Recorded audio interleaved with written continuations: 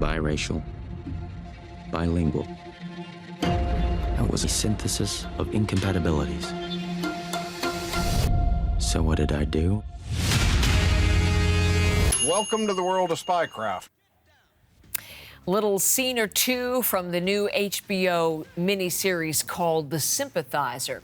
It premiered last night. It's based on the Pulitzer Prize-winning book from 2015, and if you know the plot from that, it follows the story of a communist double agent during the Vietnam War.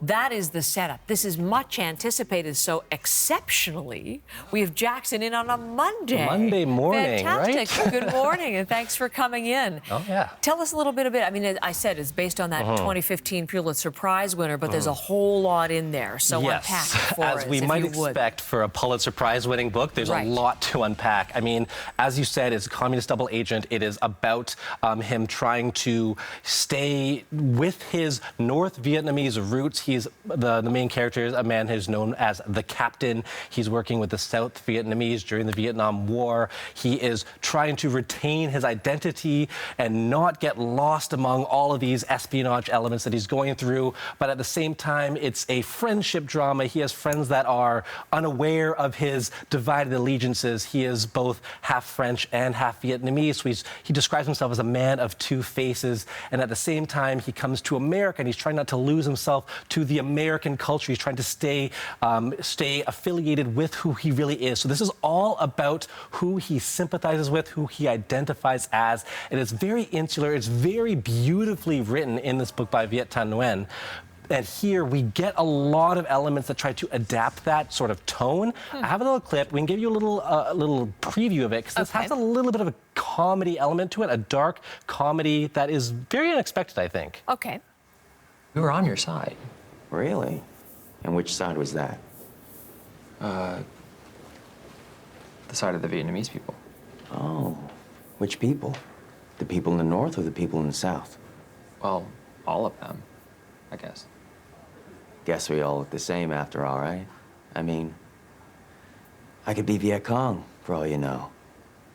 Undercover. How would you know?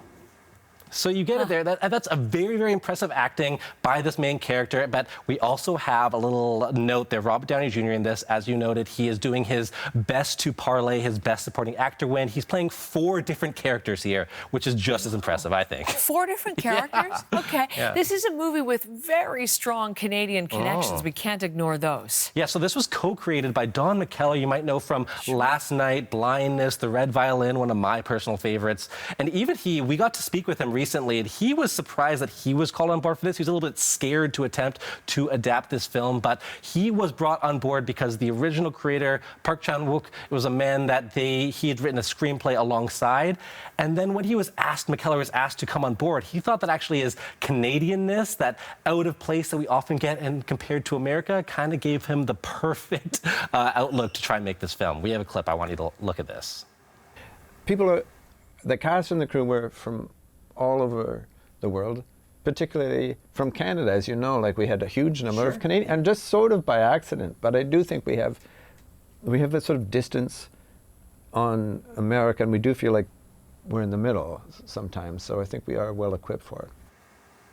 So I think that is a very interesting outlook if we have somebody who's that Canadiana in there. But we also have, I think, as you mentioned, Sandra Oh. Right. She has a part in this. She was actually the dream casting by the author of this book. But of course, not everyone is Canadian. The star, as I mentioned, the Captain, played by an Australian by the name of Hoa Son Day. Now, he is also half Vietnamese. As I said, he's from Australia. He went through a 2-week boot camp to get his Vietnamese back up to par and to kind of learn different cultural elements that he wanted to bring to this character.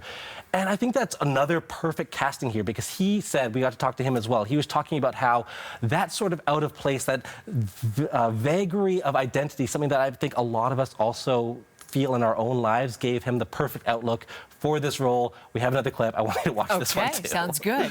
A lot of his journey through this story is really trying to figure out what his beliefs are, what his ideologies are. You know, what part of himself does he identify with more? What parts of himself does he love or hate? And that was something that I felt like I didn't have to play too hard. it was inherent in me when I read the book.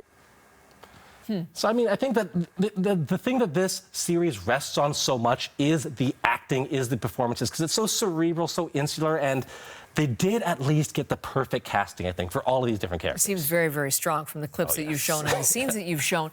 It's always the challenge, or one of the challenges, to take a book that's beloved and prize-winning and then bring it to the big screen. How well does this group succeed in that? So we keep mentioning the Pulitzer Prize winner. This is something that is so common more and more now. And if we go back to different Pulitzer Prize winners, 2014, we had The Goldfinch win the Best Fiction. Right. Was adapted, wasn't exactly beloved. 2015, we had All the Light We Cannot See. We just saw the Netflix adaptation.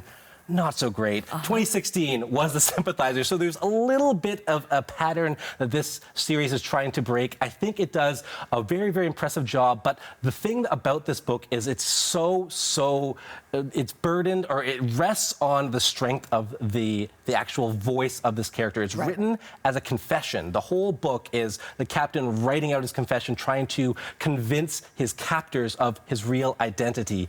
And when we don't get that voice here, just indicative of it being a visual medium. So there's something lost that could not possibly adapted perfectly here. I think, as I said, all this acting is so impressive, so strong. But this is a book that's almost impossible to adapt. So it's impressive, but there's a little bit lost. Which may translate into your number. It's kind of fun to start a week with a rating. Let's just see what Jackson thinks. Oh my goodness. I'm always so excited to see what they do here. Wow, 3.5 stars out of 5. Crackerjack team. 3.5, that's not bad. It's pretty Not good. bad. Okay. Pretty good. Not amazing, but, you know, if you have some time, why not check it out?